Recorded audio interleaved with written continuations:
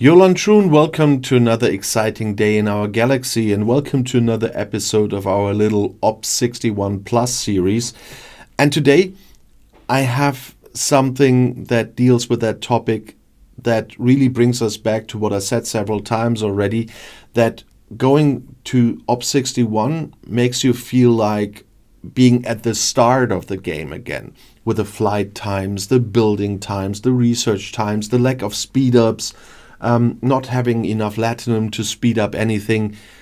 And there's one more thing that feels like the beginning of the game, and that's the missions you suddenly will find. Because in 6-star space, we talked about this, including the hazard stuff this week already, you will also find a payload of new mission planets. As you can see, there you see the mission symbols here, that those are open missions. But if we go down here, you see many more. And if we go here to Klingon space, you see really loads of those. And that's just a fraction of the missions that are out there.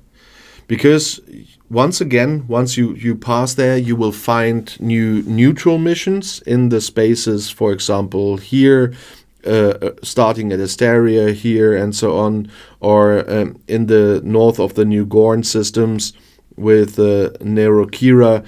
There will be a lot of new neutral missions.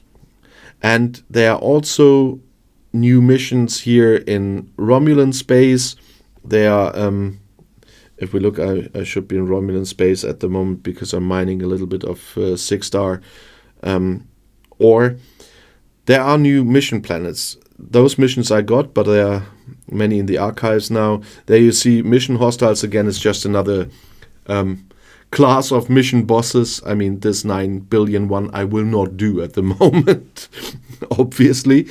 But you will find them in all those, in many of those systems, in the new faction spaces, in the 6-star faction space here. You will find new missions here where I haven't been yet, like New Bombay and everything. You will find them.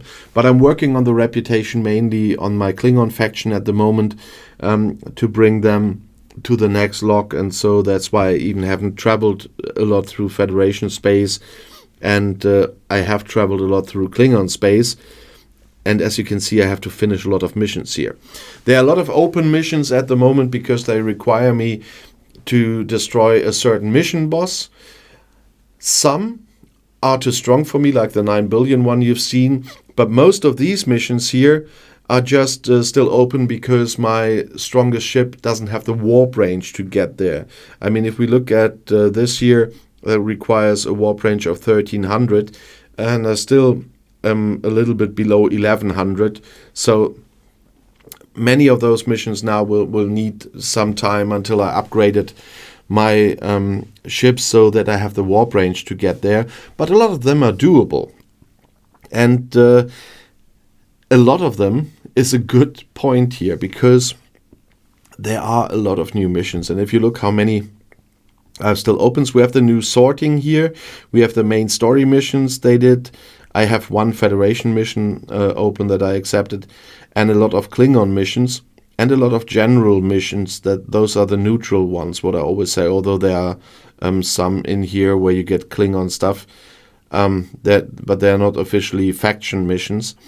But they are really worth doing. Because of one thing, for example, you see there right in this mission in the rewards, because you can earn hazard particles here as well. And if you've seen my research video, you will know how important those hazard particles are.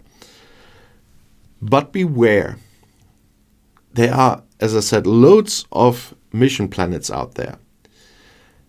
Like in the beginning of the game, when you start in the level 1 systems, work your way up, then you encounter a lot of mission planets. And the first thing you want to do is accept every mission from every mission planet you find.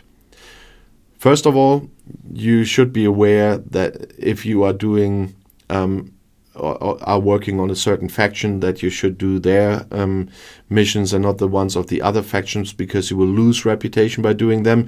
I did some Romulans because of the material I needed, so I willingly took a little bit of a beating for my reputation, but mainly that is what you have to keep in mind. If you're working on one faction, don't do that. And don't accept every mission you find, because there are many more mission planets out there that I haven't visited yet because I cannot accept the missions. Because I have some Romulan ones still in the archive to do in between if I'm in need for some certain materials. But the mission limit is still there. So you can accept 50 missions and that's it. And that includes the ones in your archive. And you're running very quickly into the point you cannot accept more missions. So really think about what mission you want to accept and which you don't. And then just I usually would say bookmark your the mission planets, but that's so many that I just say when I'm finished with those, I will just send my Annex 01 through the faction systems again and look for them, because there are so many of those missions out there, and they are really helpful. As I showed you the general ones, but if we look at the Klingon ones here, you get a lot of material here. You get 3,700 credits, for example, and 125 million reputation, for example. Or on this one, once again, material, 167 million reputation. Here there's one of those, but here you get normal speed ups. That's funny, by the way. It's one of the 61 plus missions, and you get normal speed ups. What I need are 6 stars, the new Sigma speed ups. Nevertheless, as you can see, there are loads, and many of them require you in the end to defeat a mission hostile. So you will need the warp range to do that and the ship power to do that. The mission hostiles with the mission, I'm using the mission boss crews. I made the video on very early. That I used against mission hostiles even when I was on level 30 or whatever. And I'm still using them against the mission bosses here, and they are still working in the combination. But there's one special mission boss crew against interceptors, against explorers, against battleships that you have to keep in mind, but they are working. At the moment with my 1.1 billion Rotaran, I can do about 4 billion power mission bosses with that crew. And so keep the mission boss crews in mind. You will need them once again a lot as soon as you get to Op 61 and all the missions here.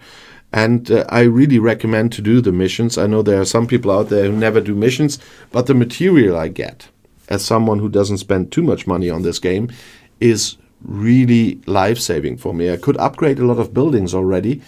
And you see that there are some still running because I just did the missions and got a lot of material from the missions.